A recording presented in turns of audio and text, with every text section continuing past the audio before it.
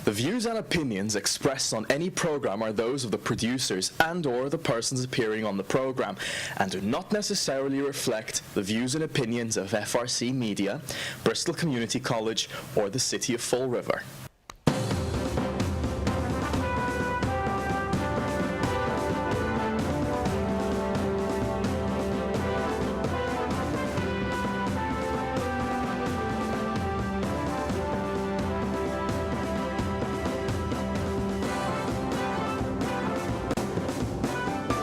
Hello, welcome to Spindle City Straight Talk's first Monday show. Yay! Live.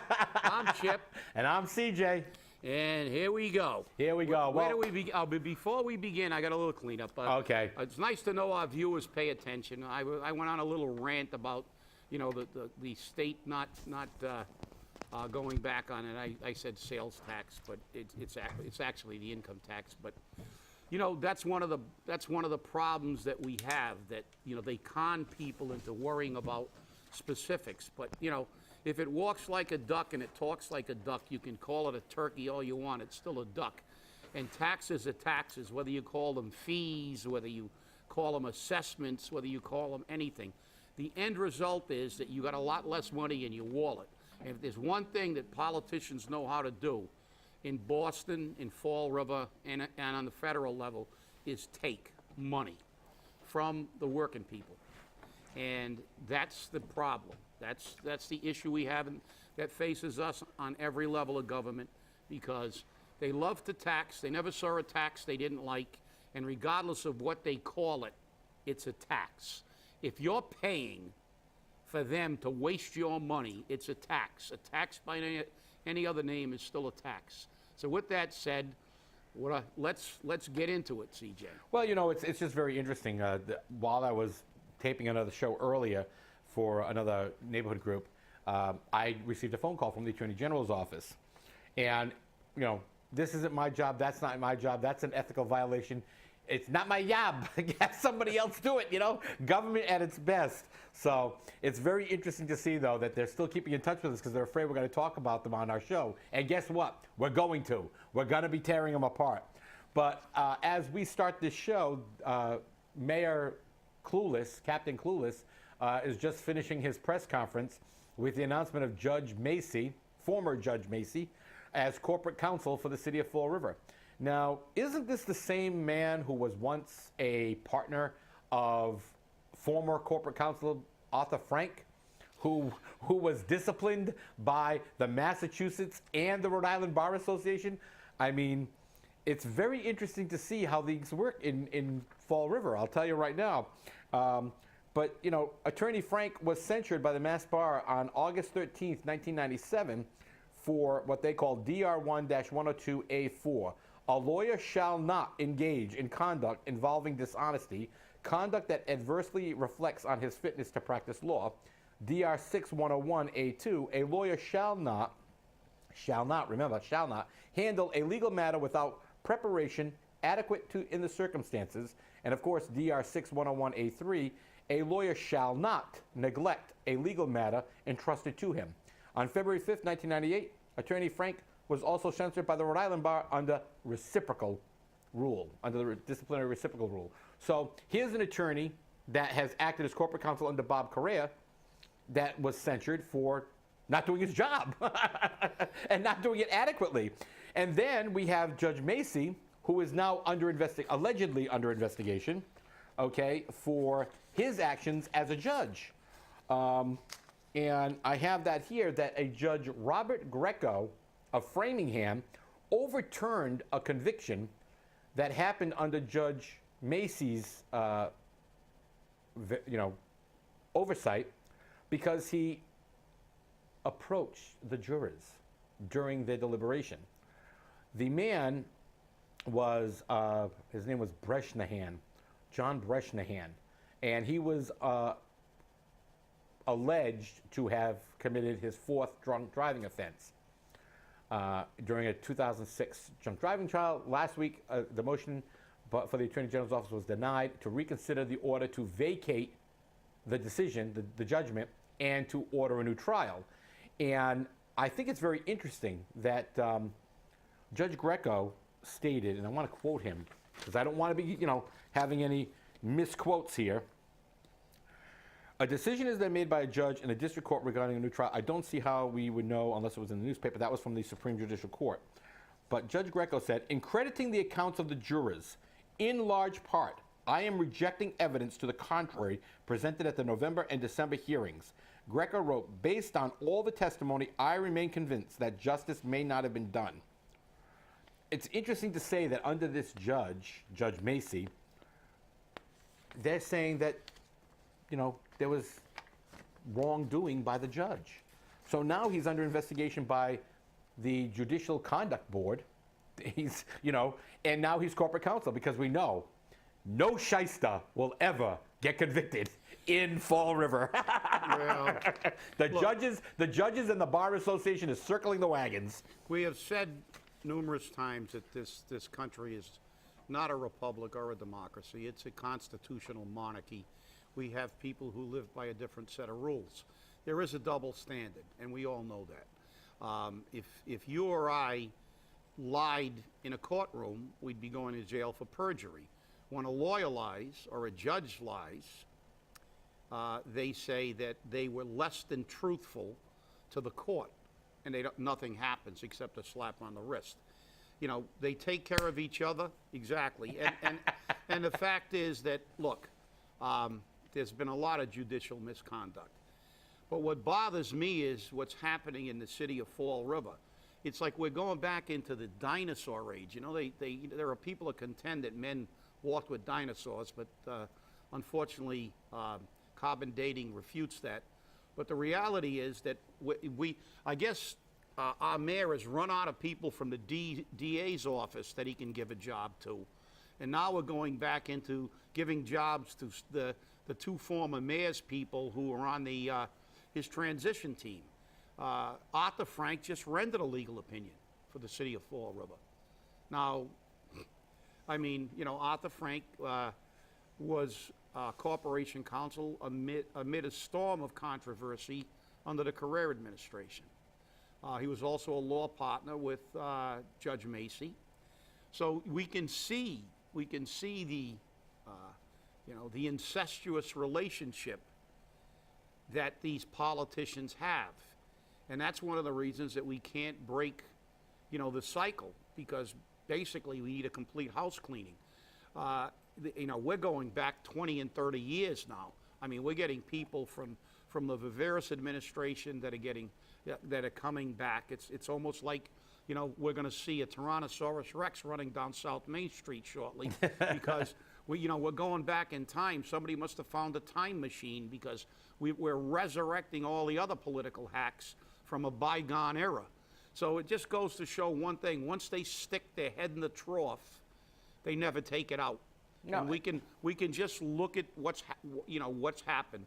They all find a nice soft place to fall. Our former Mayor Lambert is making well over $200,000 now as a chancellor at UMass Dartmouth.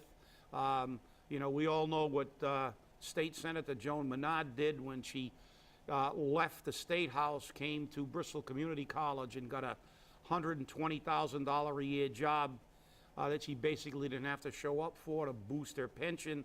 Then she left that job, gave it to her daughter, and now she's been rehired as some kind of consultant while she's getting a bumped up pension. One of the problems we have in this society is that the people have got to begin to take their head out of their derriere and realize what's happening here. These people are killing us. And they don't worry about taxes. They don't worry about costs because they can write themselves a check. And, I go back to the city council meeting a couple of weeks ago where the city administrator talked about how they should all get more money because they work so hard and they do such a great job. And, it would be nice if you got paid what you're worth because then we wouldn't owe them anything. But the fact is that there is a double standard. They talk about how they should be paid like people in Boston, and that's not economically feasible because the market won't bear that in Fall River. But the other problem is that every time they look for a pay raise, as the governor's council did, saying, even though we only meet once a week, we work up to 30 hours a week. Well, 24 bucks an hour isn't bad for an hour, even if you did actually work 30 hours, which I think is absolute baloney. But then when the working people go in, the people who have to work every day, show up at a certain time, not leave till a certain time, don't have any latitude for 2-hour lunches and stuff. When they go and try to get a pay raise, what are they told? Shut up, be happy you've got a job, be happy we don't cut your pay. While the people who are saying that are giving themselves pay raises. Look at our legislature. Many, many years ago, we had the Halloween massacre when they used to have to vote their own pay raises. The people wanted to hang them and lynch them because they convened a special meeting just to vote themselves a pay raise before they adjourned. And what did they do? What do all politicians do? They figured out a way to fix it. They'll never have to ask for another pay raise again. They created legislation where they give themselves their own pay raise. No votes. They just, okay, cost of living, this is what we determine we want, and that's what they get. And this is why the voters have to begin to wake up. And it's good to see, because they're not only waking up in Fall River, as they did in the recall, they're waking up nationwide.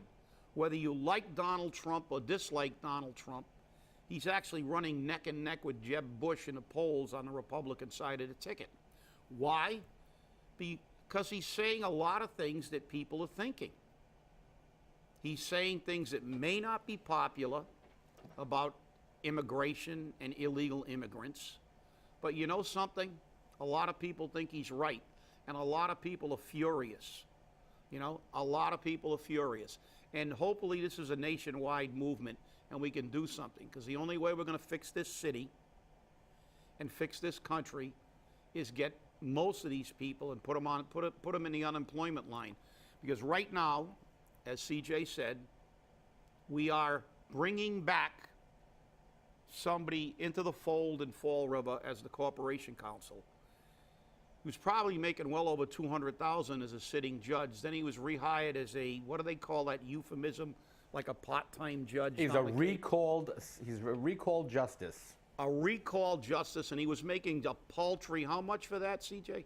I believe he was making something like $10,000 or $20,000 a session, because in Nantucket, they meet like once a month in the off season, every 3 months in the winter, and then once a week during the tourist season.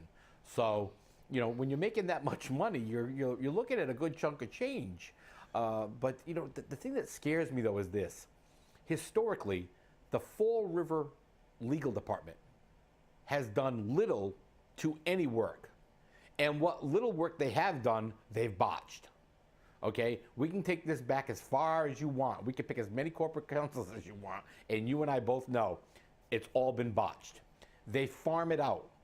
They farm the work out, and we get charged 10 times that amount. Even under Arthur Frank, when you look at what he did for, I believe it was Somerset or Swansea, to fight a $100 speeding ticket, it cost the city, the town in legal fees, $2,200. Now, when you do a cost-benefit analysis, do you say, oh yeah, we're going to spend $2,200 to collect $100, or are you going to say, you know what, just go away? I mean, but again, it's not their money, so they don't care. There you go. It's not their money. That's the key. The key is it's not their money. Right. It's the taxpayers' money. And that's what's wrong with government. The inefficiency, incompetency is rampant because they don't care. They just do it. But hey, instead of sitting here sharpening my pencils in the office, maybe I'll go to court and waste some money, because guess what? I'm going to get my paycheck, and if I keep myself busy, that's fine. But you see, the real people can't do that. That's right. When I ran the union, I had more than one occasion when I sat down with our attorney, who was one of the best attorneys in the country, actually at the time, Neil Rossman, a very well-known, one of the top labor attorneys, and in my opinion, a top labor attorney in his state for public sector unions. But there were many cases we had grievances, and we'd sit down and we'd look at the grievance, and he'd look at me and say, well, You know, the guy lost $400 in overtime pay because they screwed up. Why don't you just write him a check for $400 and we'll make sure the city doesn't make this mistake again as long as they agree it's cheaper. Why should we spend $3,000 going to arbitration to win a case that's going to get the guy $400? You know, we can't afford that because we actually used to have to pay Neil Rossman. So Rossman was at least practical and pragmatic enough to say, look, guys, it's better off if you just pay it like that. $100 fine, you spend over $2,000 fighting a $100 fine, and ultimately you probably lose anyway. So you still have to you eat the fine, and still now you're $2,200 in a hole. This is one of the fundamental problems with government. That's why government is a necessary evil. It's not something that we should have, and it should be large. And I hate to quote Ronald Reagan because I didn't really care for Ronald Reagan, but he hit the nail on the head when he said, you know, government is not the solution, government is the problem. Oh, well, we know this, especially in Fall River. That's kind of like the picture of the definition. But, you know, we look at these things and we say, why does the taxpayer, why do you and I as the citizen have to take money out of our pocket to fight the government for our rights? And then when we win, because they are our rights, they don't pay us back. They don't give us the money we paid for the suit. They said, oh, well, you want them to take the suit out, so you pay it. You know, and you get very few judges who turn around and say, oh, no, we're going to award legal costs. So you're out your money. You got your rights, but you're out your money. And I think you've said it numerous times. If you could win the Powerball, that's all you do is sit around and file lawsuits just to make things happen, because that's what it costs. It costs money. So in a city like Fall River, there aren't enough people who can come up with the money. And we know that no lawyer is going to come out and do it pro bono. I mean, so it's very difficult to fight for your rights in Fall River because there's no money. Now, if you were in Arlington, you know, or Andover, or Cambridge, guess what? You can fight for it easy because everyone's got a buck out there because they have economic development. But instead, we have gentrification. Ladies and gentlemen, that is the word of the day, that goes as high as President Obama, okay? Because he believes that you should not have the right to live in a wealthy neighborhood. You must put low-income housing in those wealthy neighborhoods. And he is requiring, through the Housing and Urban Development, that every city and town provide a report every 3 to 5 years to prove that they're gentrifying their community. So in the middle of your historic district, hey, Jim Sewell, listen to this, because you like this president. In the middle of your historic district, which has beautiful historic buildings that we need to preserve, the president says, no, we don't. We need to put a housing project right smack in the middle of that district because you're a wealthy district and you have to do that. I actually spoke with a property owner in that area, in the historic district, and he says, I choose who I want to sell my property to. The government can't tell me who I want to sell it to. If I don't want to sell it to somebody because they're barely making it by, why would I want to put them in more financial difficulty to try to afford the mortgage on an expensive home? Because the president says so. And to do that, the president's even willing to give those people who want to move into those neighborhoods money. Won't give me money for my house. Well, I wonder if he'll give you money for yours. But you know, this is our government. It's Big Brother. You know, George Orwell was right. He just had the year wrong. But the fact is that this is the problem with the country. We've got this you know, the polar opposites here, and you know, I mean, let's hope that Congress has enough sense to just disseminate this idea, because you know, the problem is that, you know, there's an old law in physics. And it's been proven to be factual science. For every action is an equal and opposite reaction. There's no such thing as a cause with no effect. The fact is that you can't require people hiring quotas. All these things have been proven to create a reverse discrimination. The fact is that if you give somebody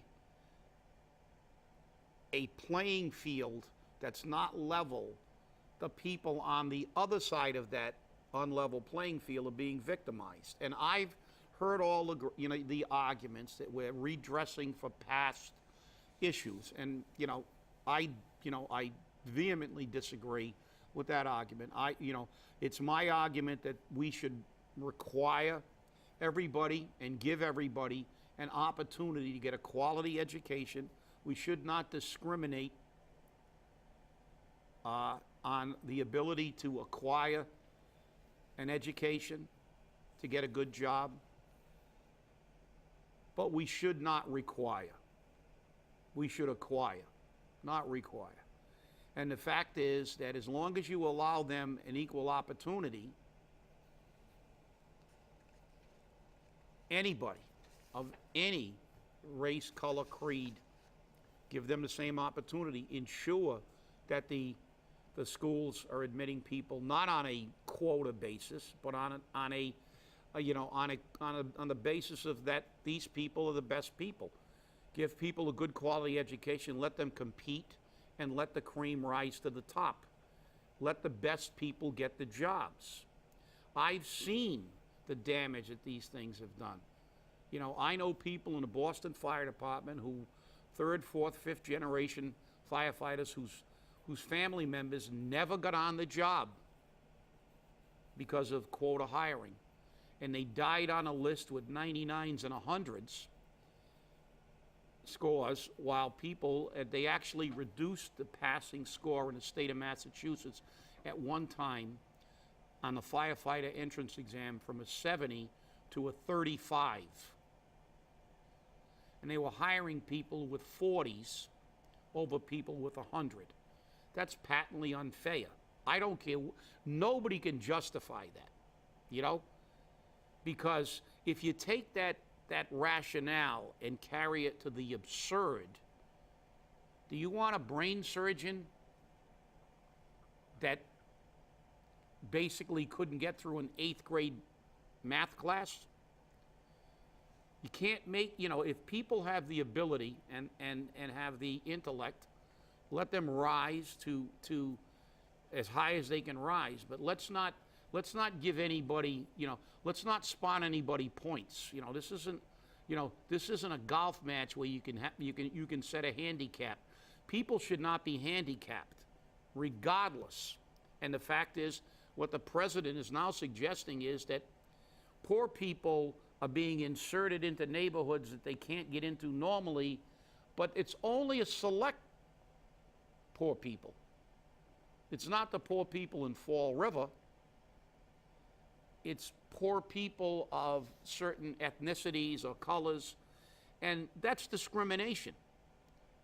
And it's ironic how they can take terms and juxtapose them where it's affirmative action it's affirmative action if we do it for them, but it's discrimination if it's done to anybody else. So it's discriminatory. It should be merit. Everything you get in this life you should earn. And there's nobody that, people work hard, and I don't care if you wash dishes or you're a CEO, if you put in an honest day's work for an honest day's wage, you deserve respect. But the fact is, nobody should get something for nothing. Yeah, and Chip, I'm getting so tired of hearing that racism kills and this is all racist. And, my heart goes out to the people that were killed recently in South Carolina, to the point that they're now taking down the Confederate flag because it's racist. And, you got to drop it. We really have to drop it, because, that hateful N-word can't be said by a white boy or a white man, and you call somebody a white boy, and that's not racist. But if it's said by, an African-American person, oh, it's perfectly legal. It's fine. It's not racism. It's racism any way you look at it. I don't care who says it. okay? But for some reason, some racisms are okay. Other racisms are not. And that's the thing we've got to stop. But enough on race right now, because I can go off on this for hours, you know that. I find it interesting because the Shawn Cadime issue popped back up again this week.